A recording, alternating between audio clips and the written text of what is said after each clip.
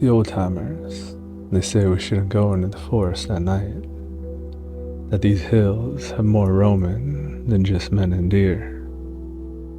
They say that if you get out far enough off the blacktop, where the mist coils through the hollows and the trees block out the sun, that there are things few men see and make it back to talk about. Travelers speak of glowing eyes that stalk them from the tree line, of laughter echoing in the dark when no soul is near. These ridges are old, older than memory, and some say they guard secrets that are best left buried. Hey y'all, I'm David, but for now, you can just refer to me as Your Strange Highness. Today, we're getting into the deep and dark encounters with cryptids from across the Appalachians. But first, I want to ask you to do me a big favor and hit that like and subscribe right quick. You know, I gotta be honest, this past summer, I kinda let the channel slip.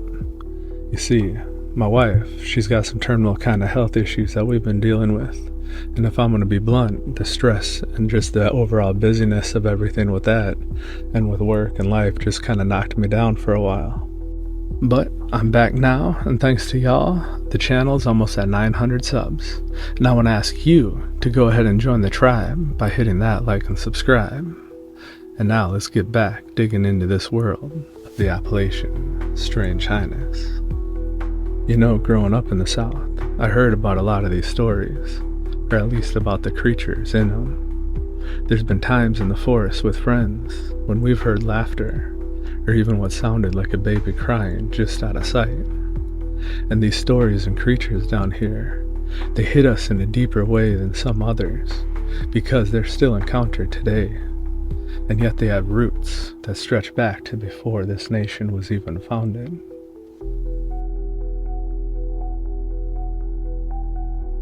They say the smoke wolves come when the mist hangs low and the forest runs silent. In the shadowed folds of the Appalachians, where the ridgelines twist like sleeping serpents and the fog clings to the hollows like breath on glass, there's a place locals call Dead Man's Hollow. No map marks it, no trail leads there, but every hunter in McDowell County knows to steer clear once the sun dips behind the pines. It started with the Carter brothers in '87. They were seasoned trappers, tough as hickory knots, and drunk on moonshine when they decided to track a strange set of prints. Wolf prints, but too large and too deep. The trail led them into the hollow, where the air grew unnaturally still. They found no animal, just a ring of scorched earth and a pile of bones, blackened, brittle, steaming in the cold. Only one brother came back. He wouldn't speak for days, and when he did, his voice was raw, like he had been screaming the entire time. It wasn't no wolf. It moved like smoke, eyes like coals. It didn't walk. It unfolded. Locals dismissed it, a simple trauma, maybe a bear attack. But then came the other sightings. Then a hiker named Marla Jennings vanished in 1992. Her partner survived. He was found wandering near the Blue Ridge Parkway, clothes shredded, face clawed. He claimed they'd been camped near the hollow. Around midnight, a low growl rolled through the fog. Then came the shapes. Long, lean, lupine, but shifting, flickering, like firelight and smoke. One lunged and he ran, but Marla didn't. Her body was never found. After that, the smoke wolves became a local legend. Some say they were spirits of ancient predators, twisted by centuries of bloodshed and isolation. Others whispered they were born of the coal fires that burned underground, creatures of soot and fury. Whatever they were, they didn't leave tracks. All they left was silence. In 2006, a wildlife biologist named Dr. Evan Rourke set out to debunk the myth. Armed with trail cameras, infrared sensors, and a rifle, he camped alone in Dead Man's Hollow. His last transmission came at 2:14 a.m., a garbled radio message. Multiple odds! No signatures! We're moving against the wall! His tent was later found shredded, his gear scattered, the cameras melted into the ground, and none of the footage survived. Since then, the hollow's been fenced off and taken out of CRP land by its private owners. No trespassing, no hunting. Locals say the wolves don't leave the hollow unless they're called. There's a ritual old as the hills, a fire built with pine and coal, a deer's heart buried beneath. If the wind shifts and the smoke curls inward, they say the wolves will come, not for food, but for you. One man tried in 2019, a survivalist named Trent McCall. His cabin was found days later, empty. They say the smoke wolves aren't beasts, but warnings, manifestations of something ancient and angry, born from the land's forgotten violence. And if you hear a low growl in the fog, don't run, don't breathe, just pray the wind doesn't shift. The old-timers say that the raven mocker doesn't walk among the living, but stalks them. It waits in the corners of sickness, in the rattling lungs of the dying, in the silence after the last breath. To see it is to know death is close, and to hear it is to know that you're not far behind. The raven mocker, as the Cherokee called it, is not merely a spirit or simply a beast. It's a thief of life, a parasite, wearing a cloak of darkness. Stories painted as a gaunt and twisted figure, vaguely human, but warped into something crueler. Its limbs stretch long, clawed hands tipped with talons, blacker than crow feathers.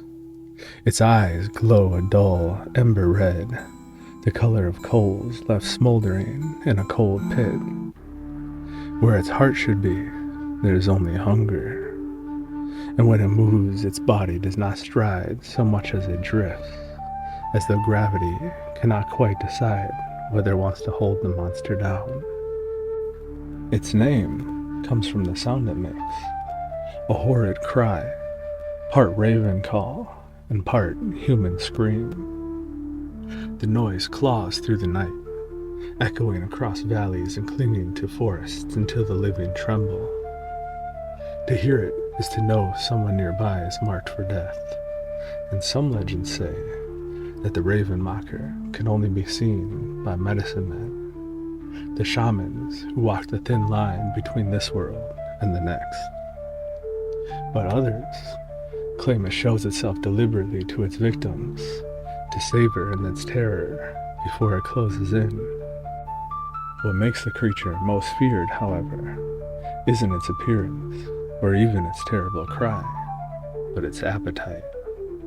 The raven mocker feeds on life itself. It hovers over the sick and dying, tearing invisible strands of spirit from the victim's body, and devouring them greedily. And for every soul it claims, the raven mocker adds years to its own twisted existence. Those who claim to have seen it describe the feeding as a dreadful glow, like wisps of fire being pulled up from a man's chest, while his body withers in fast decay. If a person might have lived another day, the raven mocker takes it. If they may have lived another year, it steals that too, stacking time upon itself like a miser hoarding coins.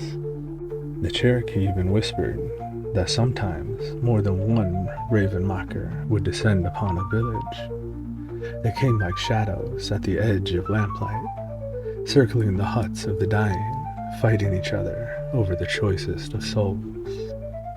Wherever they gathered, the sound of wings would fill the night, though no raven would be seen. But the raven mocker is not invincible. Medicine men told that they had ways to ward it off. With powerful prayers and protective rituals, they could stand against it and even drive it away, screaming back into the forest. In some stories, the shaman would linger by the bedside of a dying man, chanting and drawing marks in ash on the floor, daring the raven mocker to enter. And if it tried, the creature would be revealed, its body shriveled, its disguise stripped away, its immortality burning out like a paper in a flame. Those who few claim to have witnessed such a battle said the raven mocker's final shriek could make a man's blood freeze in its veins. And yet, for every tale of triumph, there are a dozen more of defeat. Too many times the medicine men arrived too late. Too many times families woke to find their loved one's face sunken and gray, eyes staring into nothing, as though they had been robbed of their last strength in the night. Sometimes the family swore they heard wings brushing off the roof. Sometimes they swore they heard an inhuman cry. One tale tells of a hunter who wandered into the hills chasing a deer at dusk. When darkness fell, he heard a raven call unlike any other, a deep, echoing rasp that carried with it the stench of rot. He followed the sound, eventually came to a clearing where a withered figure crouched over a dying elk. The creature's mouth was open wide, unhinged like a snake's, drawing a pale fire out of the beast's chest. The hunter froze. The elk's body collapsed in moments, as if years had been sucked away in a single breath. Then the creature turned its ember eyes on him. He ran until his lungs nearly burst, and though he made it home, he never left the village again. He died within a month, shriveled and pale, whispering that the raven mocker had marked him. The raven mocker is no simple ghost story, no parable for children. It's the embodiment of the very fear of death, that something waits to snatch us at our weakest moments. It's the whisper that dying is not peaceful, but predatory. To the Cherokee, it was the most feared of all witches, more dreaded than any demon or beast, and perhaps that's what makes the legend endure. The idea that when death comes, it may not be alone. They call it the devil monkey because no other name will stick. Not ape, not wolf, not demon, though it carries pieces of all three. It has lived in whispers since the early 20th century. Stories crawling out of the Appalachian hollows, shadowed canyons, and lonely highways. The legends say it comes with a shriek sharp enough to peel bark from the trees, a howl that curdles blood and makes dogs roll onto their bellies, whining as if begging not to be noticed. Witnesses describe a creature that defies reason, standing near 6 feet when upright, though often hunched like a predator ready to spring. Its frame is corded with wiry muscle beneath a hide covered in bristling brown or reddish fur. Its head is simian but wrong, its muzzle stretched too far out, lips curling back to show rows of jagged teeth that drip saliva as if they are never quite dry. The eyes burn yellow like swamp fire reflecting in headlights. A predatory intent. Long, clawed hands drag the ground when it lopes, and its tail whips behind it with violent precision, striking like a weapon in its own right. And unlike most cryptids that hide in the wilderness, the devil monkey is violent, brazen. Its speed is unnatural. It can leap over ravines, scale cliffs in moments, and cross a road faster than the human mind can process. Some accounts say it moves like a blur, leaving only claw marks gouging into trees or deep scratches raked down a car's steel frame. It kills livestock, but not for hunger, but with reckless savagery, tearing open cattle and goats as if to revel in its bloodshed. Where it comes from is a mystery as deep as the Appalachians themselves. Some claim it's a misborn child of nature, a hybrid, the spawn of escaped primates from old roadside menageries, mingling with wolves or mountain lions in the grotesque experiment of survival. Others insist it's older, a remnant of prehistoric beasts that never truly died, slipping through cracks of time and into our age. And then there are darker whispers too, that it is no animal at all, but something infernal that wears the shape of a beast. The name devil monkey was not given in jest. Those who encountered it swore the thing radiated an aura of pure malice, like staring into something that knew not only how to kill you, but how to savor every moment of it. One of the earliest stories tells of a family traveling through rural Tennessee in the 1930s. Their car broke down on a moonless night, forcing the father to step out and tinker beneath the hood. The wife stayed inside with their children, listening to the woods breathe. And then came a sound, a shriek, high and violent, echoing like steel tearing apart. Out of the dark rushed a shape, leaping onto the roof of the car, shaking it with a monstrous force. The children screamed as claws scraped across the windows, and when the father returned, wielding only a wrench, the thing sprung away with a banshee's laugh, vanishing into the trees. They drove the car half broken the rest of the night, never stopping until they reached the next town. The dents in the roof and deep gouges along the doors were scars that no mechanic could explain. During the 1950s, a report out of Kentucky told of a farmer who shot at what he thought was a panther raiding his chicken coop. The bullet seemed to do nothing but enrage it. The beast then lunged at him, ripping the rifle from his hands, shredding his arm before bolting into the hills. The man survived, though he was left scarred to the bone, and swore that the thing was no cat, but a monkey from hell itself. And modern encounters are no more kind. In the 1990s, motorists in Virginia described a giant baboon leaping from a roadside ditch onto the hood of a van and smashing the windshield with a single blow. The driver lost control, crashing into a tree, and by the time rescuers arrived, the beast, of course, was gone. But the shredded hood looked like it had been peeled apart by claws sharper than any knives. The devil monkey doesn't stalk the dying like the spirits of legend. It hunts the living in their prime. Its strength is chaos, its delight destruction. It thrives on terror, striking with a frenzy that leaves no time for prayers or reason. To meet it in the woods is not to glimpse a ghost, but to feel the crushing weight of nature's fury, amplified into something almost demonic. What keeps the intense fear alive is that the devil monkey never truly vanishes. Years may pass between sightings, but then another story slips out. Livestock slaughtered, a camper mauled, or a set of tracks discovered. Enormous and unmistakable, vanishing into a canyon where no man dares to follow. Every generation rediscovers the monster and adds their own voice to the dark chorus. Perhaps it's nothing more than a story carried too long, given teeth by fear and darkness. Or perhaps the devil monkey is out there still, clinging to the backwoods and mountains, waiting for nightfall to rise up, shrieking once more.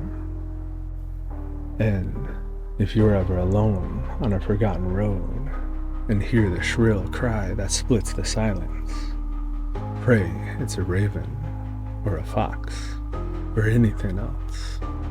For if it's the devil monkey, you've already gotten too close.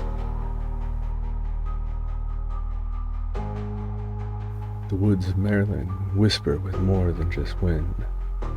Long before asphalt carved through the Appalachian foothills, the people of Frederick County told of something that stalked the forest by night, something older than the towns, older than the cabins, that first settlers dared raise in the wilderness. They called it the Dwayo. Though the name itself is a corruption, a softened echo of what it truly was. Names, after all, are a kind of spell, and to say the real one aloud is to invite it even closer. Descriptions are scarce, but the few who lived long enough to talk spoke of a beast walking upright, its massive frame swathed in coarse, bristling hair. The head, they say, is that of a wolf, but twisted into something obscene. The snout stretched out too far, its teeth crowded in its black gums, eyes reflecting fire even when there's no flame for them to catch. Its forelimbs are longer than they should be, arms made for rending, ending in its hands like claws. Yet the thing does not slouch or crawl like an animal. It walks with the gait of a man, shoulders hunched, its silhouette half human, half monster, and an affront to both. Some swore it was a cursed settler, bitten by a wolf and abandoned in the woods, left to rot until the fever took him and changed him. Others, more steeped in the old tales, whispered of spirits driven out by the colonists, nature itself manifesting vengeance against intruders. And then there were the German families, who had their own legends of the Hexenwolf, the witch wolf, who crossed the sea in stories and perhaps in bloodlines. They were the first to mutter the Dwayo was no simple animal, but something that carried intelligence, rage, and perhaps even purpose. Encounters usually begin the same way, with a scream in the middle of the night. One of the earliest accounts, buried in yellow newspapers, tells of a farmer in the 1940s who found his livestock mangled, their hide shredded not by teeth, but by claws slashing over and over. When he heard movements in the dark, he grabbed a shotgun and went out. He never did return. They later found the weapon, barrel twisted, wood splintered like something had wrenched it from his hands and broken it in contempt. His body, however, was never recovered. Hunters claimed to see something tall and hairy moving through the trees as they searched, its breath streaming in the cold. In the 1960s, a man named John Becker made headlines when he claimed he was attacked by the creature near Gambrill State Park. His account is still spoken of with a kind of hush.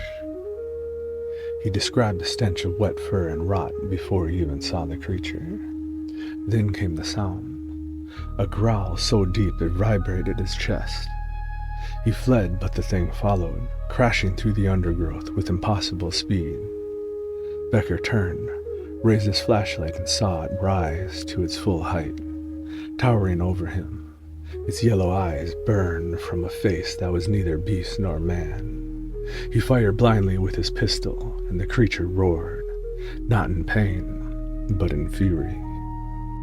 It vanished into the night, and Becker lived, though his hair turned gray within months, and he swore he would never again enter those woods. But the strangest reports don't involve simple attacks. They speak of voices. Hikers lost in the Catoctin Range have heard something calling their names in the darkness, mimicking the sound of loved ones who were nowhere near. Couples parking on the back roads speak of clawed hands dragging across their cars, followed by a silhouette watching from the tree line. Dogs refuse to enter certain stretches of the forest, howling in terror at what their owners can't quite see. And sometimes, just before the thing reveals itself, there comes an uncanny sensation that one is being measured, not hunted at random, but judged. And there are even stories that say that the Dwayo and the infamous snallygaster, another Maryland terror, a winged dragon-like fiend, are rivals, locked in some primal feud older than colonial history itself. Farmers once spoke of nights when shrieks echoed in the sky and roars thundered from the woods, as though the two creatures clashed for dominion. Whether myth or truth, it adds another layer to the unsettling thought that the Dwayo is not alone, and not the only thing that claims the land as its own. Today, the legend lingers on the edges of campfires and local lore, often told with a smirk, as if it's only a story to frighten children. Yet the old woods, they remain deeper than they seem, filled with shadows that don't always belong to trees. Hunters still vanish without a trace. Cattle are still found torn apart in ways no coyote or bear could manage. And sometimes, late at night, if you dare step in the silence of the Maryland forest, you might hear heavy footsteps pacing just beyond the circle of your flashlight. If you're wise, you'll not call out, for the Dwayo knows names, and once it has yours, it never forgets. The air that night was sharp with the tang of burning metal, though no forge or furnace stood within miles of the West Virginia hills. The sky had been ripped open by something unnatural, a streak of fire tearing across the dark horizon before burying itself into the ridge above a tiny town of flat woods. Children, curious and fearless in the ways only children can be, ran towards the glow, dragging reluctant adults in their wake. And none of them knew what they would find, but none of them could ever truly forget. What emerged from that forest would pass into legend, but the legend is only a shadow of the thing itself. Witnesses described it as towering, easily 10 feet tall, framed by a grotesque silhouette that seemed less like flesh and more like armor. A spade-shaped hood flared around its head like a monstrous crown, gleaming dully in the flickering light. Its eyes, enormous, round and burning red, did not blink, but pulsed like warning beacons. Some swore they were mechanical lenses, whirring with an insectile clicking. Others claimed they were alive, liquid and shifting like molten coals. Beneath those eyes, the face was a gaping void. No mouth, no nose, only darkness that seemed to breathe. The body was draped in something flowing, a cloak that shimmered between metallic and organic, as though it was both armor and skin. Taloned hands curled from the sleeves, sharp enough to tear through bone. And when it moved, it did not walk. It glided slownless over the earth, leaving no tracks save for the stench of ozone and decay that clung to the air long after it had passed. The children who first saw it screamed. The adults who followed froze in place, paralyzed not by indecision, but by something else. An unseen force that made their bodies sluggish, their lungs burn. It radiated fear, not as an aura, but as an invasive toxin. One boy vomited violently, another collapsed shaking. Later they would describe the sensation as though their veins had been filled with fire. The Flatwoods monster has been called an alien, a demon, and even a government experiment gone awry. The truth is harder to pin down. Its origins remain buried in the murk of speculation. Some folklorists tie it to older Appalachian myths. Forest spirits cloaked in iron, centuries guarding ancient places. Others whisper of something fallen from the heavens, not a spacecraft, but a prison, cracked open upon impact, and unleashing whatever it contained. Perhaps the being was not meant to come here at all. Perhaps it was exiled. What is known is this: the encounters did not end with that one night in 1952. Farmers across the county claimed to hear strange humming from the woods, followed by livestock mutilations, hearts removed with surgical precision, blood drained without a drop spilled. Hunters spoke of glowing eyes tracking them through the trees, always just beyond the lantern light. And more than one man went missing. His body never recovered, save for his rifle, bent neatly in half and left by the trail. The creature's abilities went beyond its terrifying presence. Survivors reported disorientation, hallucinations, and even temporary paralysis after mere seconds within its vicinity. Theory suggests some form of radiation, or perhaps a psychic intrusion, an invasive probing of the mind that left the victims shattered. A few unlucky enough to meet its gaze claim they saw not just the creature before them, but entire vistas of alien worlds, burning skies, seas of black glass, and endless rows of beings suspended in cages of light. None of those witnesses lived long afterwards.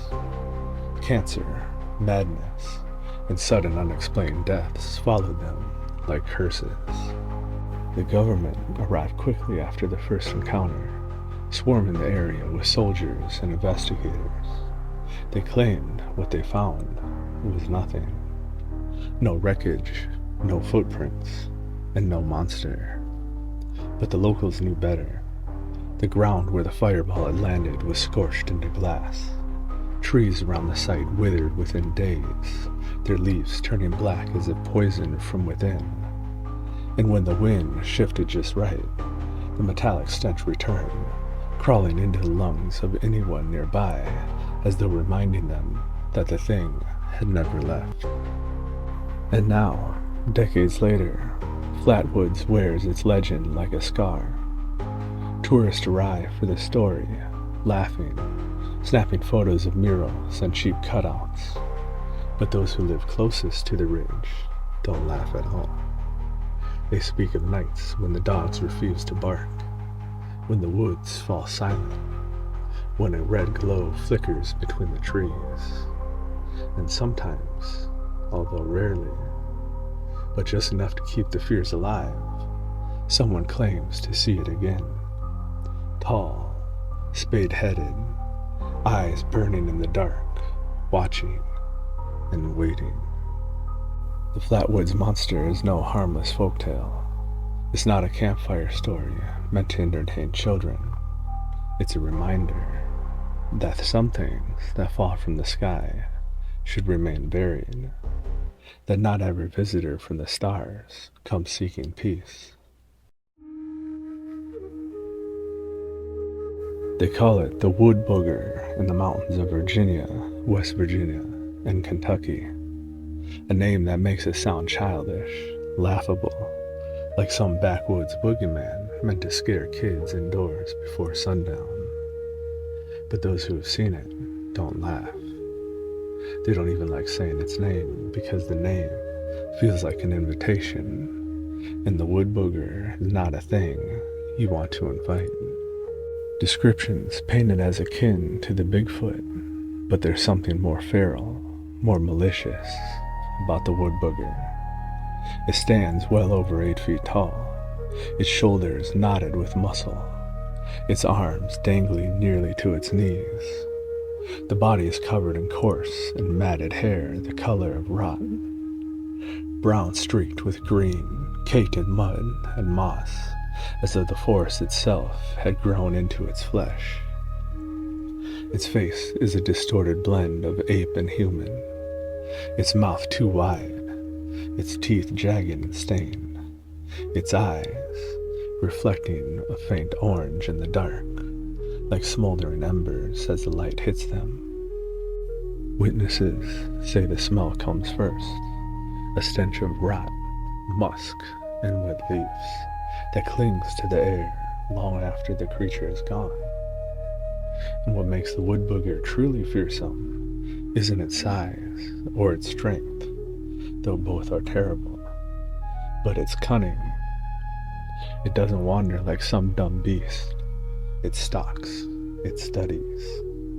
Hunters report feeling watched for hours before finally catching a sight of the hulking figure before it melts between trees. Campers hear their names whispered in the dark, voices pitched low, imitating humans in a guttural and mocking way. Families living at the edge of the forest speak of stones hurled at their homes in the night, of scratches carved onto their barn doors, of food taken off their porches as though something else had claimed it as a tribute. The origins of the wood booger are tangled in both native legend and Appalachian superstition. Some tribes told of forest giants, guardians who kept the balance between man and nature, punishing those who overhunted or polluted the land. But over centuries, greed and blood poisoned the hills, and what was once a guardian became a predator. Others whispered that the wood booger is not natural at all, but a creature cursed, men who turn their backs on kin and God, condemned to live life as a beast, trapped in endless hunger. Whatever the truth, the wood booger is not mindless, and its cruelty is truly deliberate. Encounters are rare, but violent. In the 1800s, trappers in Buchanan County vanished after reporting strange tracks, bare but enormous toes splayed like claws. Their bodies were never recovered, but their camp was found torn apart, blood spattered across the trees 15 feet high. In the 1930s, a coal miner walking home after his shift never arrived. His helmet was later discovered deep in the woods, bent inwards as though crushed in a giant's fist. In the 1970s, a family near Norton claimed a massive shape peered through their window at night, pressing a hand against the glass. The next morning, their chickens were gone, and claw marks ran down the barn door, nearly splitting the wood in half. And what the old folks say, when pressed to talk about it at all, is that the wood booger takes people. It doesn't always kill. Sometimes it drags the unlucky into the hills, into caves or hollows no one has mapped. Stories speak of muffled screams heard on quiet nights, echoing from the cliffs. And sometimes, old bones are found, gnawed and broken, tucked neatly in piles, as though stored for later. And it's claimed that the wood booger has abilities that go beyond brute strength. It moves silently despite its bulk, vanishing between trees as if swallowed by them. Some swear it can control animals, dogs that refuse to bark, horses that panic at nothing, crows that circle overhead before an attack. Others claim it can mimic voices, luring victims deeper into the woods. And hunters who follow those voices often don't return. And those who do are changed, pale and shaken, insisting they walked in circles for hours, though they never even left the ridge. Skeptics call it folklore, an Appalachian twist on the Bigfoot myth, but there are too many missing, too many families who swear the same story, too many tracks left behind after nights of terror. The government doesn't investigate missing livestock. It doesn't chase shadows in the woods, but locals know the truth. They leave food at the forest edge. They hang charms from trees. They warn their children not to wander too far off, and never to follow strange voices. The wood booger thrives in silence. It waits for arrogance, for curiosity, for disbelief. It waits for someone to wander too deep into the Appalachians, thinking that they're alone. And when it comes, it doesn't roar, it doesn't charge. It waits, it watches, and then it strikes, swift, brutal, leaving nothing behind but a stench in the air and claw marks on the bark, and perhaps the memory of burning orange eyes in the dark.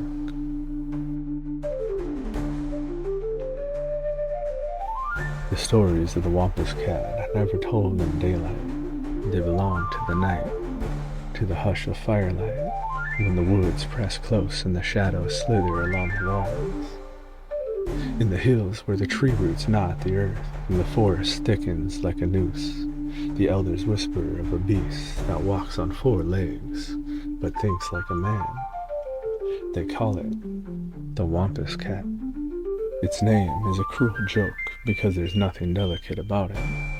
It's said to be larger than any cougar, with a body stretched long and lean, black as midnight, save for the streaks of white rippled along its back like beads of a shell. But its face, that's what unsettles the most. Not quite feline, not quite human. Its muzzle seems almost too narrow, its teeth too many, its eyes almost glowing a pale, milky blue. Some say its jaws can unhinge like a snake's, allowing it to swallow prey whole. Others claim the markings on its body shift, rearranging themselves into patterns like the belts of a wampum that once recorded the stories of tribes, living glyphs that whisper and move in the corner of the eye. The wampus cat is no ordinary predator. It's said to be a spirit beast, birthed from curses and bargains. Long ago, when tribes warred over the land and blood stained the rivers, it said a shaman called upon a creature of vengeance, shaping it from the forest and the shadows, and feeding it the bones of the slain. In return, it was bound with the wampum beads, each one threaded with grief, each one a tally of violence. The shaman believed it would strike fear into their enemies, and what he unleashed was hunger given form. The wampus, or even wampum cat as it's sometimes called, doesn't hunt for meat alone. It feeds on essence, on the breath of the living, the fire of the spirit. Those who encounter it live describe a hollowing out, as if something vital has been scraped clean from within. A man may return from the woods alive and unbloodied, but his eyes are empty, his voice flat. Weeks later he withers, the shell of him wasting away until nothing remains but skin and brittle bone. It's not bound to the fleshly limits. Witnesses say it moves unnaturally fast, covering distances in the blink of an eye. Its body melts into shadow, reforming where least expected. Its voice is perhaps the cruelest gift.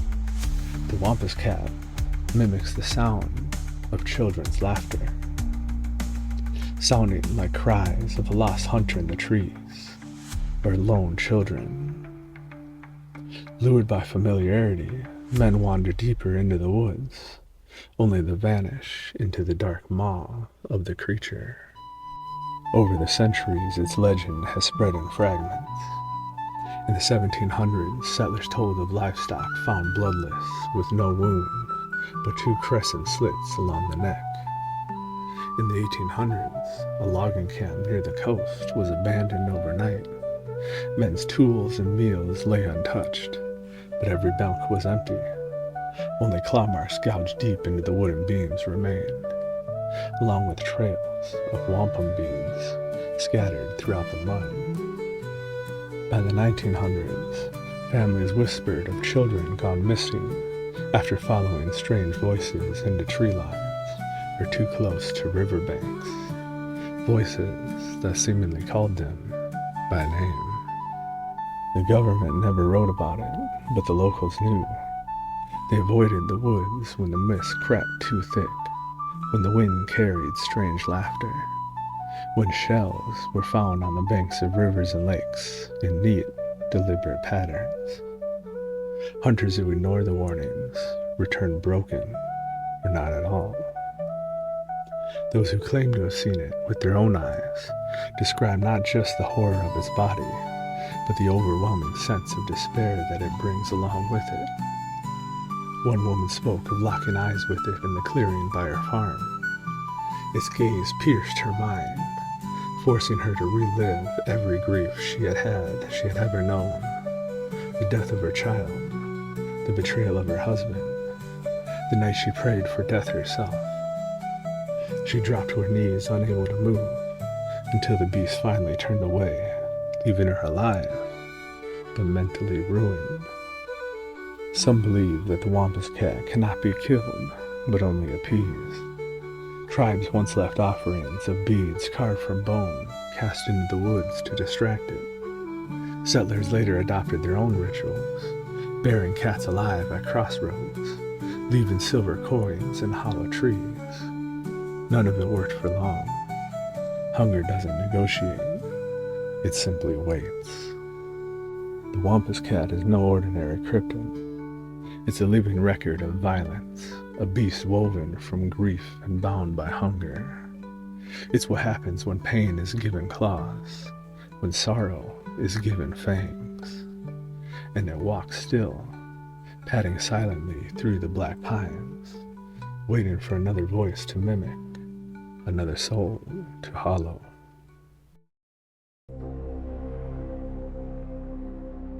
People from the hills of Maryland south through the Carolinas don't speak of the snallygaster lightly. Its name is muttered like a curse, half in jest, half in fear, as though speaking of it too boldly might draw the thing from its hiding place. For generations, the beast has been described in whispers, its form a nightmare, stitched for too many shapes, its hunger too great to be of this earth. Individual accounts vary, but patterns emerge. The snallygaster is a winged horror, with the broad span of a dragon and the lean, coiled body of a reptile. Feathers sprout in patches across its frame, ragged and mottled, giving it the look of something half decayed. Its wings beat like thunder, scaled yet feathered, leaving a stink of sulfur in the air. Its beak is long and serrated, lined with teeth like broken glass, snapping and grinding as though it can never quite close. Its eyes are yellow and lidless, fixed in a gaze that seems both cunning and hateful. The snallygaster's cries are said to drive men into madness, an unholy abomination of an eagle's screech and an infant's wail, sharp enough to rattle glass and windows and churn the stomach. It swoops in silence, but when it strikes, the sound tears through the night like a blade.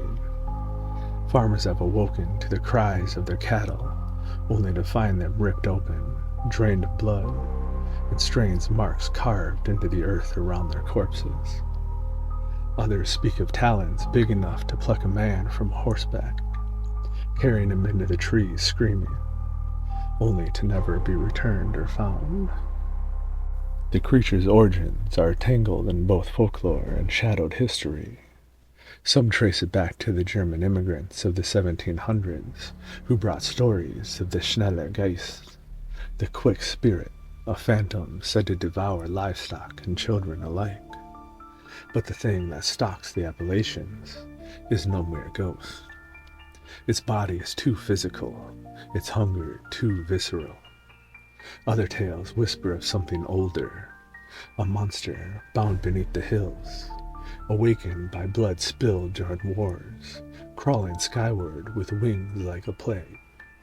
Whatever the truth, the snallygaster has persisted, erupting in cycles of terror every few decades, as though it slumbers, only to rise when the land has grown too quiet. In the 19th century, reports spread of men found drained of blood, their throats punctured as if by beak or blade. Entire families abandoned farms, swearing they heard wings beating over the rooftops at night, shadows blotting out the moon. The Civil War left more than corpses behind. Soldiers told of scavengers picked apart by something that did not wait for death before feeding.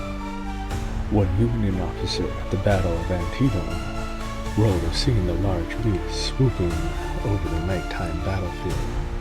It would come down and drag away the wounded while both armies lie too shocked and too tired to fire. His account was dismissed as hysteria, yet over the course of the battle, the bodies of dozens of soldiers on either side were never recovered.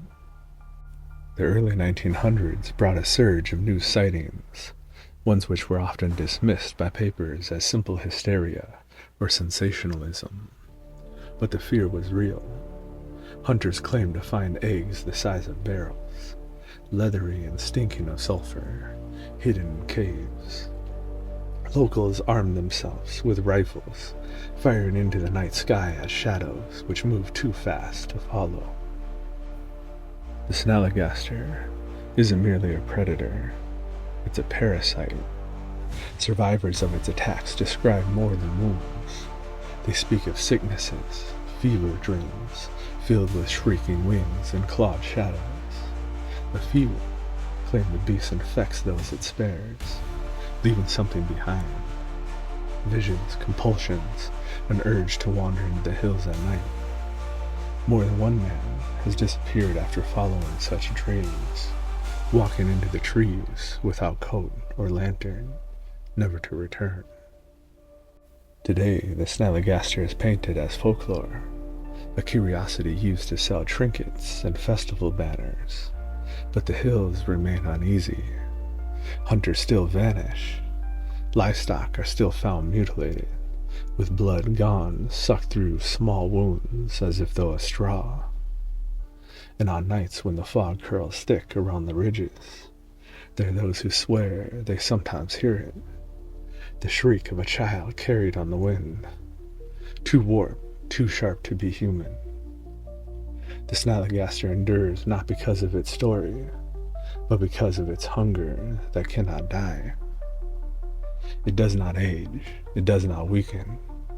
It waits in the wooded ridgelines, in the hollows of abandoned farms, in the black mouths of caves. Its wings stir in the night, its beak splits flesh, and its talons grope for its prey.